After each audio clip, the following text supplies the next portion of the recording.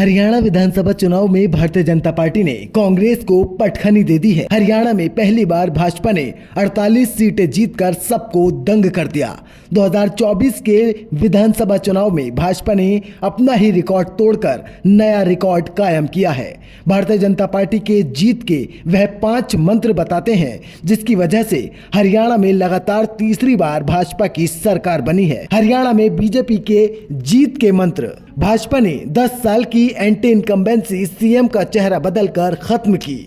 Anti incumbency खत्म करने को लेकर मार्च में ही सीएम का चेहरा बदल डाला, जिसकी वजह से 30% आबादी वाले ओबीसी चेहरे नायब सिंह सैनी को सीएम बनाया गया। जिसके बाद सीएम ने लोगों से मिलने जुलने और ताबड़तोड़ सीएम के फैसले 3 बदमाशों के एनकाउंटर ने भाजपा के पक्ष में माहौल बनाया।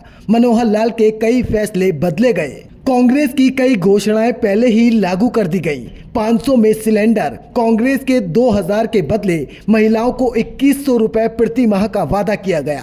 कच्चे कर्मचारियों को जॉब सिक्योरिटी दी, नौकरियों में तेजी लाई गई। टिकट से लेकर प्रचार तक में लगी रही भाजपा और टिकट वितरण में आगे रही।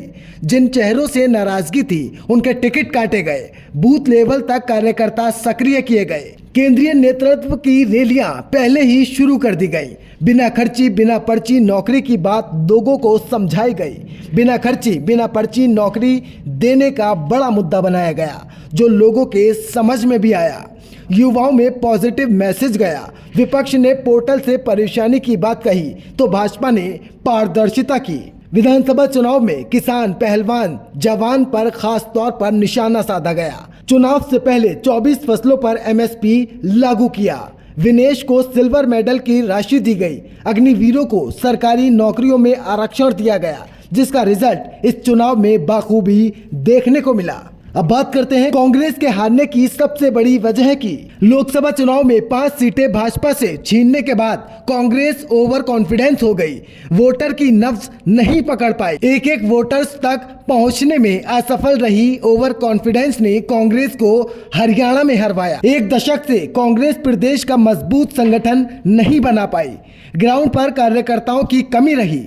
जिम्मेदार नहीं बना पाया, जिसका फायदा भाजपा को मिला। कुमारी शैलजा और भूपेंद्र सिंह हुड्डा की नाराजगी कहीं न कहीं भारी पड़ी। गुटबाजी भी एक बड़ा मुद्दा बना। अनदेखी और कार्यकर्ताओं की टिप्पणी से नाराज कुमारी शैलजा प्रचार में काफी समय तक दूर रहीं, जिसकी वजह से दलित नाराज हुए। इससे लोकसभा में 7 आया दलित वोट बैंक छिटक गया। कांग्रेस के कई नेताओं के नौकरी बांटने के बयान घातक साबित हुए। चुनाव के दौरान कांग्रेस प्रदेश अध्यक्ष समेत 5 प्रत्याशियों ने अपने अपने हलके में नौकरियों को कोटा बताया, जिसकी वजह से ऐसे बयानों को भाजपा ने मुद्दा बनाया और वह सारे नेता हार भी गए। करीब 15 सीटों पर बागियों ने खेल बिगाड़ा। टिकट में देरी, 19 बागी निर्दलीय उतर गए करीब 15 सीटों पर, जिसकी वजह से खेल बिगड़ा। अब हरियाणा में तीसरी बार भाजपा की जीत के बाद इन परिणामों से प्रदेश की सियासत में बदलाव जरूर दिखेगा।